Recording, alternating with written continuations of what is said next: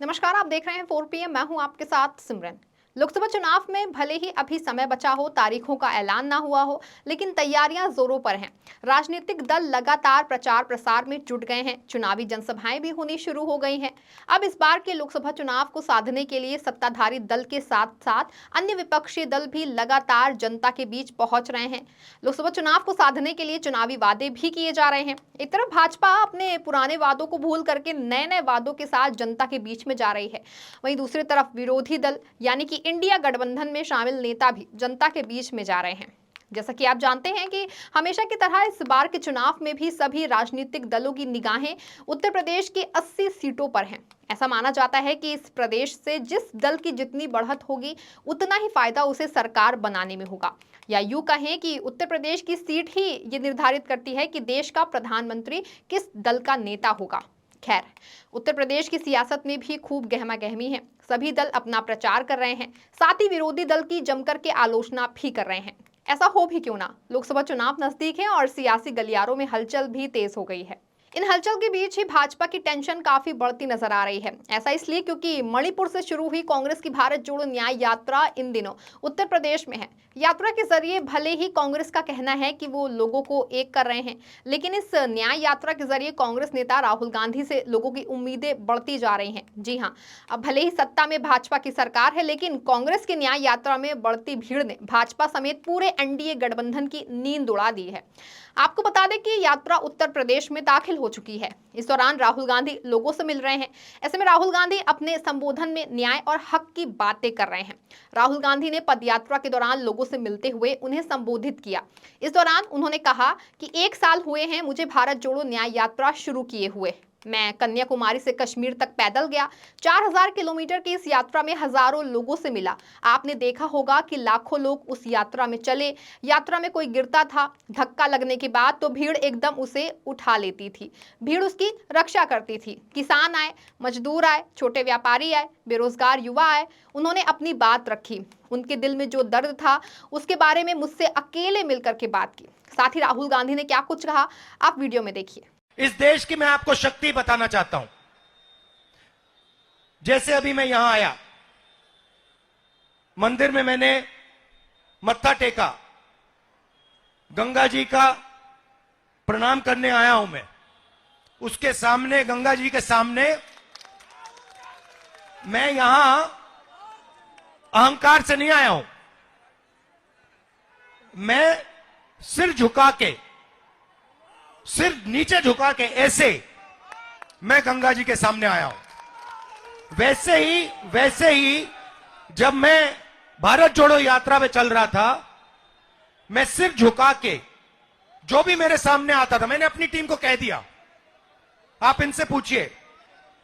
भारत जोड़ो यात्रा से पहले इन्होंने मुझे पूछा, राहुल जी हमें करना क्या है। मैंने उनको कहा, देखो यात्रा में बहुत सारे लोग मुझे मिलने आएंगे। गरीब लोग आएंगे, अमीर लोग आएंगे, सब के सब लोग आएंगे, सब बोलेंगे। जो भी आएगा उसे ऐसा लगना चाहिए कि मैं अपने घर आया हूं, अपने भाई से मिलने आया हूं, और प्यार से उसको अंदर उसकी मुलाकात होनी चाहिए और प्यार से वो बाहर जाए।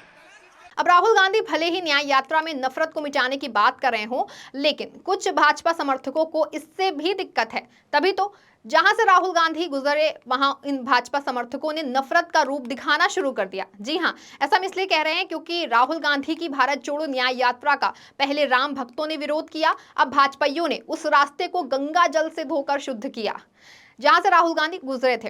राहुल गांधी की न्याय यात्रा के निकलने के थोड़ी देर बाद ही जहां राम भक्तों ने वहां जय श्री राम लिखा हुआ भगवा झंडा लहराकर दिखाया, उसके बाद भाजपाइयों ने राहुल गांधी के उस पड़ाव का शुद्धिकरण किया जहां से उन्होंने अपना संबोधन किया था।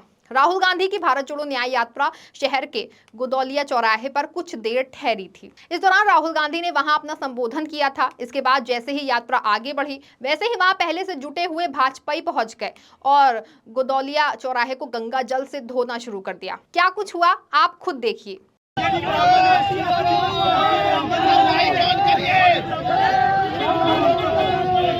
हरीश शुक्ला जी, आपका इंतजार है, आप आ जाइए पुलिस बूथ में। चलिए चलिए, हो गया, चलिए चलिए। खैर, इन सब के अलावा भी और भी कई मुद्दे हैं जिन पर बात की जा सकती है, लेकिन भाजपा समर्थकों और नेताओं को इन नफरती बयानों और कामों के अलावा शायद ही कुछ सूझता हो। हालांकि राहुल गांधी यात्रा के जरिए महंगाई, बेरोजगारी जैसे मुद्दों को उठा रहे हैं। जनसभा को संबोधित करते हुए राहुल गांधी ने बेरोजगारी के मुद्दे पर बात की और भी क्या कुछ कहा है, आप खुद देख लीजिए। देश में दो सबसे बड़े मुद्दे हैं। कौन से मुद्दे हैं? बेरोजगारी और दूसरा बेरोजगारी। और अब जहां भी देखो आपको दो हिंदुस्तान दिखेंगे, एक अरबपति वाला और एक गरीबों का हिंदुस्तान। सही? अब देखो, ये मीडिया वाले, एएनआई वाले, ये सब टीवी पकड़े हुए हैं यहां पे, इनको देखो। PTI, ANI, India today, network 10, network 12, network 14, ये किसके हैं बताओ जरा? ये अदानी जी के, अंबानी जी के, ये उनके हैं।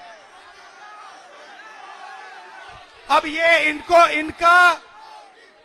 ये किसान के बारे में, मजदूर के बारे में, गरीब के बारे में ये कभी नहीं दिखाने वाले। ये कर ही नहीं सकते। इनके मालिक कहते हैं भैया नहीं, हिंदुस्तान के गरीबों के बारे में मीडिया में नहीं दिखाना। मीडिया में कुछ दिखाना है तो नरेंद्र मोदी जी को 24 घंटा दिखाना है। जो देश के मुद्दे हैं उनके बारे में नहीं बोलना। यहां पे छोटे व्यापारी हैं, इनमें से एक को जीएसटी और नोटबंदी से फायदा नहीं हुआ। यहां एक नहीं है जिनको नोटबंदी और जीएसटी से फायदा हुआ, मगर नोटबंदी और जीएसटी और जो इनको कष्ट उठाना पड़ रहा है, इसके बारे में मीडिया में, एएनआई में आपको कभी नहीं दिखाई देगा। हो ही नहीं सकता। इस देश में अदानी जी को एयरपोर्ट, हवाई जहाज, एयरलाइन, सारा का सारा एक के बाद एक पकड़ाया जाएगा। आपको बता दें, ना सिर्फ राहुल गांधी बल्कि कांग्रेस के अन्य नेता भी लगातार भाजपा और पीएम मोदी को घेर रहे हैं। केंद्र में बैठी भाजपा सरकार से सवाल किए जा रहे हैं। अब ऐसे में प्रधानमंत्री मोदी को घेरते हुए कांग्रेस के वरिष्ठ नेता जयराम रमेश ने कहा कि पीएम मोदी धमकी की राजनीति करते हैं, वो प्रतिशोध की राजनीति करते हैं। कांग्रेस वाले बीजेपी में चले जाते हैं तो वो नेक इंसान बन जाते हैं। साथ ही जयराम रमेश ने रायबरेली लोकसभा सीट को लेकर भी बात की। उन्होंने कहा कि कोई ना कोई प्रभावशाली प्रत्याशी रायबरेली लोकसभा सीट से चुनाव लड़ेगा। हालांकि अभी किसी का नाम यहां से तय नहीं हुआ है। दरअसल सोनिया गांधी इस सीट से अभी तक सांसद हैं, लेकिन इस बार लोकसभा चुनाव नहीं लड़ेंगी। उन्होंने राजस्थान से राज्यसभा चुनाव के लिए नामांकन भी कर दिया है। ऐसे में यहां कांग्रेस को नए उम्मीदवार की तलाश करनी होगी। न्याय यात्रा के जरिए एक तरफ कांग्रेस भाजपा को घेर रही है, इंडिया गठबंधन में शामिल लगभग सभी दल यात्रा में शामिल हैं। ऐसा अनुमान लगाया जा रहा है कि अखिलेश यादव भी जल्द ही यात्रा में शामिल होंगे। तो ऐसे में एक बात तो तय है ना कि भाजपा के खेमे में इससे भी खलबली मच ही जाएगी। हालांकि लोकसभा चुनाव में इसका कितना फायदा होगा और ये आने वाले समय में ही तय हो पाएगा, लेकिन इस यात्रा से भाजपा की घबराहट जो है वो काफी ज्यादा दिखाई दे रही है। फिलहाल के लिए इस खबर में बस इतना ही। तब तक के लिए आप देखते रहें 4 PM। धन्यवाद।